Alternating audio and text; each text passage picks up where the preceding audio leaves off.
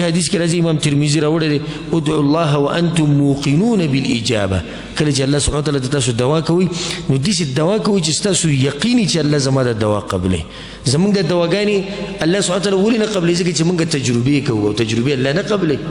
موږ خو لاس اوچت کو یا الله ما له دا شی راکړه یا الله ما باندې رحم وکړه ځکه وشو یو ښه تجربه ده الله سبحانه وتعالی تجربې نه قبلې ته چې کله دعا کې او لاس اوچتې نو 100% به ستا په زړه کې د یقیني او دا به ستا ایماني چې زه اوس د لاس اوچتوم الله سبحانه وتعالی د دعا کوم د الله قبلې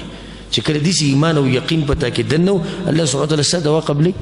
د زکریا علیه السلام څنګه عجیبه دعا یې قبوله کړې ده نو ستا د وړې دعاګانې دا ورته څه ښکاري هېڅ ورته هم نه ښکاري خو دومره ده چې تاسو په ځان کې د یقین به پیدا کوي او په الله سبحانه وتعالی باندې به ښه ګمان ساتئ یو حدیث کې راځي د جابر رضی الله عنه حدیث دی چې رسول صلی الله علیه وسلم دا خبره کړې ده لا یموتن احدکم الا وهو یحسن بالله الظن تاسو کې څوک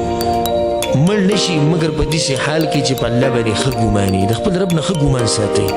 چې هغه زمونږ رب دی زمونږ مرسته کوي زمونږ دعاګانې قبلوي